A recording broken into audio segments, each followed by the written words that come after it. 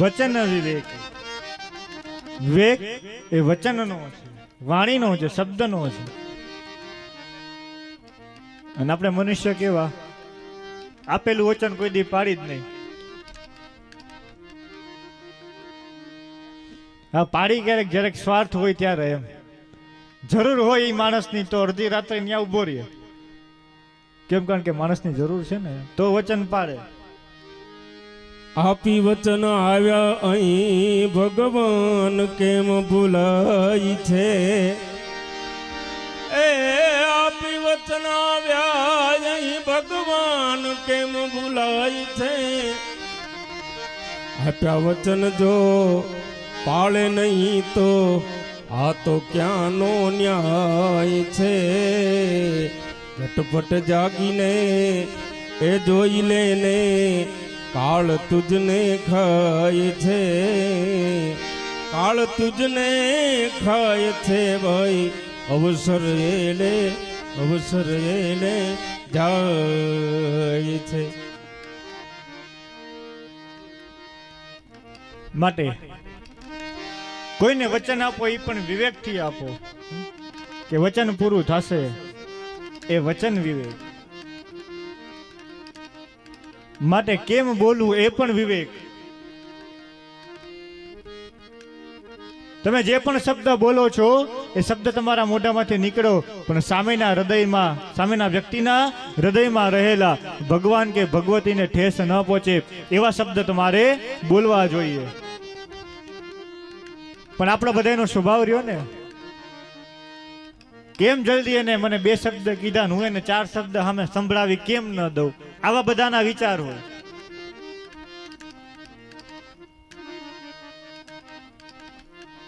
જો એ તમારા શબ્દરૂપી વિવેકમાં, એમાં તમારે વિવેક લાવવો હોય તો તમારા મુખમાં ભગવાનનું નામ હોવું જોઈએ, તો જ એ શબ્દમાં વિવેક આવે છે. કારણ કે વાણીએ કોણ છે? વાણીએ સાક્ષાતમાં જગદંબા સરસ્વતી છે. અને ઈશાવાસ્ય ઉપનિષદમાં તો બતાવ્યું છે, વિદ્યામ ચ વિદ્યામ વેદમ ભયસઃ. વાણીના 2 પ્રકાર કીધા છે, વિદ્યા અને અવિદ્યા. આ વેદની ભાષા છે. હાવ આપણી કાઠિયાવાડી કહું તો વાણીના 2 પ્રકાર, એક સવડી અને એક અવડી. હવે કઈ વિહાડી તમે નક્કી કરજો.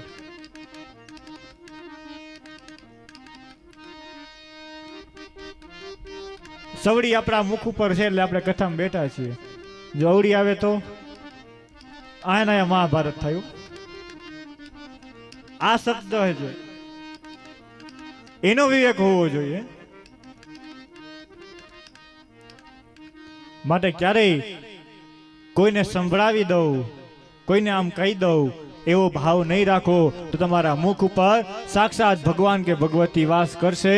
અને તમે જે પણ બોલશો એ મીઠાશ ભરું બોલશો, જે પણ બોલશો એ વિવેક રાખી અને બોલશો. માટે વાણી એ પણ એક વિવેક છે. પ્રિય બોલવું સજનતા દાતારી સુરપંથ એ તાબિયસે ના મિલે वो तो बिना कृपा भगवंत ये ताबिया से ना मिले वो तो बिना कृपा भगवंत. એટલા માટે કીધું કે હાલતા ચાલતા બેઠતા ઉઠતા તમારા મુખમાં ભગવાનનું નામ હશે ને તો તમારા મુખમાંથી ક્યારે એવા શબ્દ નહીં નીકળે કે તમારે નીચું જોવું પડશે. માટે વાણી રૂપી વિવેક. ત્યારબાદ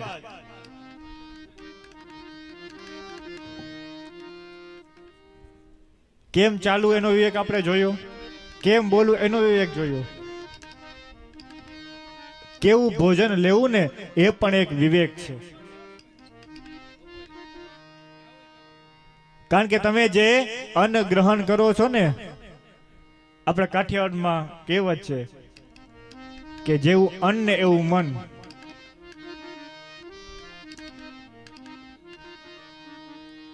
કારણ કે તમે ખરાબ ન ખાવાની શરૂઆત કરો તો શું થાય છે તો કે તમારું મન બગડે છે.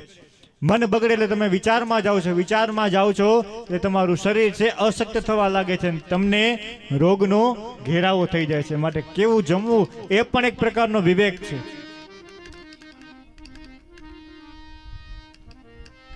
અને એ આપણે અત્યારે ચૂક્યા તો શું થયું? આરોગ્ય બગડ્યા.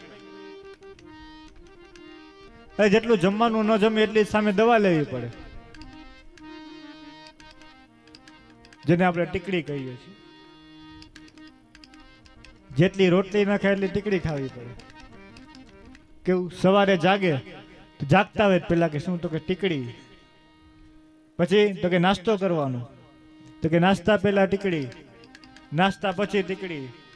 વળી બપોરે જમવા બે તો કે પહેલા ટીકડી, જમ્યા પછી પાછી ટીકડી, વળી રોંઢે ટીકડી ખાવાની.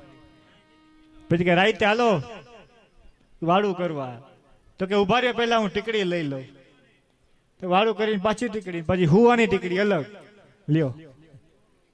આ આરોગ્ય કેમ જાળવું એ પણ આપણો એક વિવેક છે. કારણ કે જે પોતાના શરીરનું સારું ન વિચારી શકે એ બીજાનું સારું વિચારી ન જ શકે.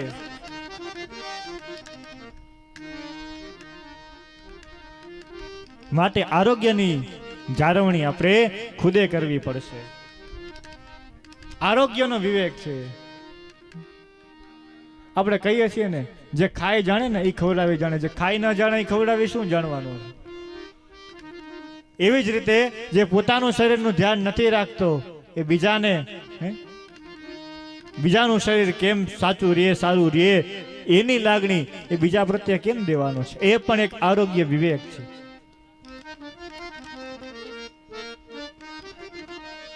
અને આવી રીતે વિવેકનો બીજો પ્રકાર છે કે સારું સાંભળવું ને એ પણ એક પ્રકારનો વિવેક છે. સારું જોવું એ પણ એક પ્રકારનો વિવેક છે. કેટલા પ્રકાર છે વિવેકના?